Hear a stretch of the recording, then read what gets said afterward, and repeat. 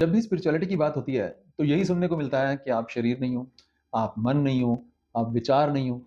लेकिन हमारा जो एक्सपीरियंस है, उसमें तो हम शरीर ही हैं, हम मन ही हैं, हम सारे काम जो है इन्हीं से लेके करते हैं। तो किया क्या जाए? आप कौन हो? अगर मैं ये सवाल पूछूँ आपसे तो आप क्या जवाब दोगे कि आप कौन हो? देखो थ्योरेटिकली तो सुनी-सुनाई बातें हैं हुँ। कि भई हम शरीर नहीं है, आत्मा नहीं है, आत्मा है या कोई भी कोई आत्मा कह देता है, कोई कोई कहीं सुना हुआ है कि आप कुछ नहीं हो। हुँ, हुँ। तो ये चीज़ें तो थ्योरेटिकल हैं, हुँ, हुँ। बट एक्सपीरियंस में ऐसा कुछ नहीं है हमारे कि हुँ, इसको जान पाएँ। हुँ, तो हमें तो विचार और शरीर और मन ही लगता है जो सब कुछ है। हुँ, हुँ। देखिए, मैंने ना सवाल इस कॉन्टेक्स्ट में पूछा था कि अब हम किसी से भी पूछते हैं कि आप कौन हो? तो सामने वाला बंदा अपना नाम बताता है, हुँ, ठीक है? और ज़्यादातर जो मेल्स होंगे, अगर तुम उनसे पूछते हो, तो वे अपना नाम बताएँगे, अपना प्रोफ़ेशन बताएँगे, मतलब जिस भी चीज़ के साथ वो बहुत ज़्यादा अपने आप को रिलेट करते हैं या जहाँ उनको ऐसा लगता है कि वह सामने वाले से बेटर हो सकते हैं या जहाँ वो फ्लॉन्ट करना चाहते हैं, उसका बताएँगे। अगर तो ऐसी जॉब में हैं, ऐसी कंपनी में हैं, ऐसे किसी पद पे हैं, तो वह बताएँगे। हुँ? या फिर जिस तरह के इंसान की परवरिश हुई है, उसका बिलीफ सिस्टम रहा है, तो कई बार वो सामाजिक ढांचे से जो समाज में जैसी भी व्यवस्थाएँ हैं, जैसे धर्म की व्यवस्था है या जातिवाद की व्यवस्था है या लैंग्वेज की व्यवस्था है या जिस तरह से भी हम जो है देश को कह देते हैं कि यह देश का उत्तरी हिस्सा है या दक्षिणी है, तो वह उस तरह से अपना इंट्रोडक्शन देंगे। और अगर किसी फीमेल से पूछो कि हाँ जी, आप कौन हो? तो वह अपना नाम बताएगी और अगर शादीशुदा है तो ये भी बताएगी और ये भी बताएगी कि देखो मेरे इतने बच्चे हैं एंड ऑल। तो अब हम जब अपने आस-पास देखते हैं, हम देखते हैं कि सारे ऐसा काम कर रहे हैं। सारे इसी तरह से अपने आप को इंट्रोड्यूस करना चाहते हैं और जब दूसरे किसी को मिलते हैं, तो उसके बारे में यही जानना चाहते हैं क्योंकि वे इन्हीं पैरामीटर्स के आधार पर अपने आप को दूसरे से कंपेयर करना चाहते हैं और फिर ये जांचना चाहते हैं कि मैं इससे बेटर हूं या नहीं। जबकि बात समझने वाली ये है कि जैसे हमारे यहाँ पर हम क्या कहते हैं बिल्ली को? बिल्ली कहते हैं। पर अब यूरोप में बिल्ली को कैट कहते हैं। अब वो कहीं जाएँ कैट अच्छी होती है, हम कहीं जाएँ बिल्ली अच्छी होती है और हम देखें ना और जब देखें तो पता चले अच्छा ये इस जो है, इस जीव-जंतु को कैट कह रहे थे या ये इसको बिल्ली कह रहे थे। तो ये तो अपनी सुविधा के लिए, अपनी कन्वीनियंस के लिए हमने एक जीव-जंतु को नाम दे दिया। नाम दे दिया ताकि हम उसको आसानी से पहचान लें। तो इसी तरह से बहुत सारी चीज़ों को उनका नामकरण किया गया और जो सदियों से है वही ट्रांसफ़र होता आ रहा है डाटा। हुँ, अब जो भी नया बच्चा पैदा होता है, उसको नाम दे उसको दिया। हाँ, उसको ये सारा डाटा लेना होता है।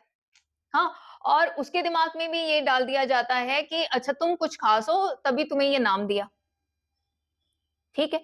अब उसको उसी नाम से पुकारा जाता है। वो उसकी पहचान बन जाती हाँ, है। वह उसकी पहचान बन जाती है। हुँ, तो अब समझने वाली बात तो ये है कि अगर किसी मनुष्य के शरीर को भी नाम दिया गया, वो तो कन्वीनियंस के लिए दिया गया।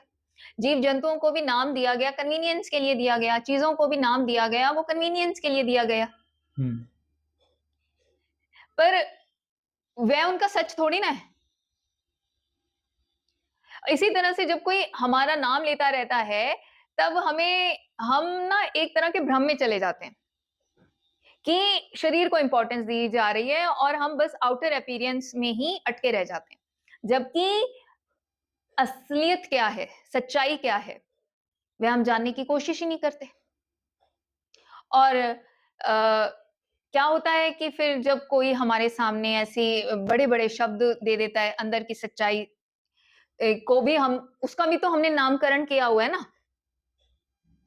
अब आपने जो कहा कि कह देते हैं जैसे कि आपने कहा कि आत्मा हो गया या जीव हो गया या और क्या आपने जैसे शब्द यूज़ कुछ किए नहीं, कि नथिंग नथिंग, हाँ, नथिंग। नथिंगनेस। ये भी बस तुमने तुमने किसी एक्सपीरियंस का नामकरण किया हुआ है क्योंकि शरीर से तो चलो जो भी संबंधित है वह हमें आँखों से दिखता है। पर अब जैसे ही हम अपनी आँखें बंद कर लेते हैं, शरीर तो महसूस होता नहीं है। ये एक्सपीरियंस की बात भी नहीं है, ये तो सुनी-सुनाई बातें हैं, हाँ, ये ये पढ़ी-पढ़ाई बातें हैं। बिल्कुल, बिल्कुल, बिल्कुल। ना आत्मा को किसी ने देखा है, ना क्योंकि जिस चीज़ का तुमने अनुभव कर लिया, तुम्हें ये खुद ही ये अक्ल आ जाती है कि इसको तो करके देखना पड़ेगा। इसकी तो रिसर्च करनी पड़ेगी, खोज करनी पड़ेगी। मैंने चाहे जितना भी दूसरों से सुना, जितनी भी किताबें पढ़ी एंड ऑल, पर ये इससे मेरे जीवन में तो कोई बदलाव नहीं आ रहा था। पर जब मैं बैठ ही गया कि अब तो मैं रिसर्च करूँगा और अपनी हर एक चीज़ को मैं क्या करता हूँ, हाथ भी उठा रहा हूँ, तो मैं उसको भी ध्यान से देखूँगा। अगर उँगली भी उठा रहा हूँ, हिला रहा हूँ, उसको भी ध्यान से देखूँगा। मन में भी जो भी थॉट उठता है, तो उसको ऐसे नहीं गुज़रने दूँगा, देखूँगा, इमोशंस को देखूँगा, सब अच्छे से समझूँगा।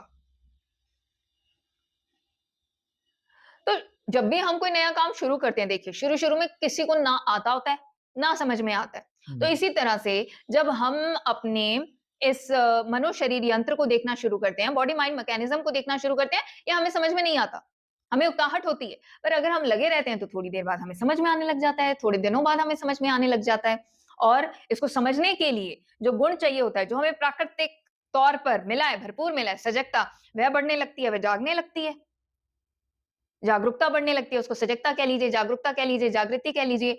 और फिर क्या होता है कि वो क्यूरियोसिटी, वो जिज्ञासा समझने की, चीज़ों को बिल्कुल छिन-छिन, तोड़-तोड़ के समझने की जागने लगती है। और जब फिर हम उस तरह से देखते हैं, तब हमें समझ में आता है। और तब हमें ज़रूरत भी महसूस नहीं होती कि इसको किसी तरह का नाम दो, या अगर किसी ने कोई नाम दिया हुआ है, तो हम उससे उसकी तुलना करें, जाँचें या कुछ, क्योंकि अब हम अनुभव से जानते हैं।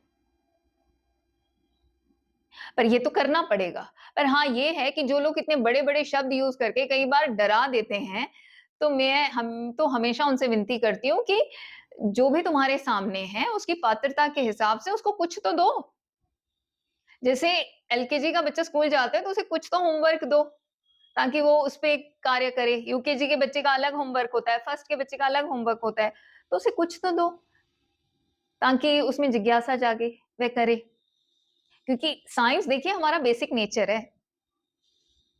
साइंस का मतलब ही यही होता है कि चीज़ों को इतनी गहराई से छिन्न-भिन्न करके समझना। क्यूरियोसिटी हमारा मूल स्वभाव है, पर इसको हमने जहाँ लगाना है वहाँ पे हम मिस कर दिया। अब हमें क्यूरियोसिटी होती है पड़ोसी के घर में क्या हो रहा है, किसके घर में नई गाड़ी आ गई, या कौन नए बर्तन लेके आ गया, या किसके घर में लड़ाई हो रही है, या कहाँ क्या चल रहा है। हमारी क्यूरियोसिटी आजकल यहाँ रह गई है। तो अब ऐसी गलत जगहों पे जिज्ञासा जगाएँगे तो आप खुद ही समझदार हो कि क्या मिल सकता है। तो आपका कहना यही है कि सिर्फ़ जागरूक हो जाओ मेनली, हाँ जी। ये सारे प्रश्नों के हल अपने आप आपको टाइम के साथ विद द एक्सपीरियंस मिलने शुरू हो जाएँगे। हाँ जी, मैं यही कहना चाहती हूँ कि आप किसी सही मार्गदर्शक को पकड़ें। देखिए, मार्गदर्शक की ज़रूरत होती है। वह आपकी सच में मदद करेगा जागरूक होने में। उनके मार्गदर्शन में थोड़े स जितना भी समय वो हो, उनके मार्गदर्शन को आप लीजिए, थोड़ा-थोड़ा अपने ऊपर काम करिए, और जैसे-जैसे आप काम करते जाएँगे, आपकी जागरूकता बढ़ती जाएगी, तो आपको खुद ही समझ में आने लग जाता है कि अब मुझे आगे क्या करना है। हाँ, बट इनिशियली टू इनिशिएट, क्योंकि जो काम मैंने नहीं किया, उसको समझने के लिए, सीखने के लिए मार्गदर्शक चाहिए। हाँ, उसके बाद जैसे-जैसे हम अपने ऊपर काम करते जाते हैं, हमारी जागरूकता बढ़ती जाती है, तो हमारे अंदर से भी सही गाइडेंस आने लगती है, और बाहर से हमारा मार्गदर्शक अगर सही है, तो वह भी हमें आईना दिखाता है और हमारी मदद करता है, हमारी जागरूकता बढ़ाने में, और इस तरह से हम अपने जीवन को सफल कर सकते हैं, बेहतर कर सकते हैं। धन्यवाद काम आपका खुद को जी। ही करना पड़ेगा। हाँ, धन्यवाद आपका जी, आपने धन्यवाद। अगर आप भी शुद्ध साँस पर काम करना सीखना चाहते हैं, तो नीचे कमेंट्स में जो कमेंट पिन किया हुआ है, उस पर जाएँ। उसमें व्हाट्सएप ग्रुप का लिंक दिया गया है, उस लिंक पर जाएँ, व्हाट्सएप ग्रुप को जॉइन करें। उस मेडिटेशन ग्रुप में आपको मेडिटेशन से संबंधित सारी जानकारी मिलती है। फ्रीडम फ्लेम फाउंडेशन द्वारा हर सोमवार, बुधवार और शुक्रवार को शाम 4 बजे से लेकर 5 बजे तक शुद्ध सांस पर ध्यान कैसे करना है यह सिखाया जाता है और इसकी भरपूर प्रैक्टिस कराई जाती है। तो देर किस बात की, जल्दी से इन क्लासेस को ज्वाइन करने के लिए नीचे दिए गए व्हाट्सएप लिंक पर जाएं, मेडिटेशन ग्रुप ज्वाइन करें। धन्यवाद।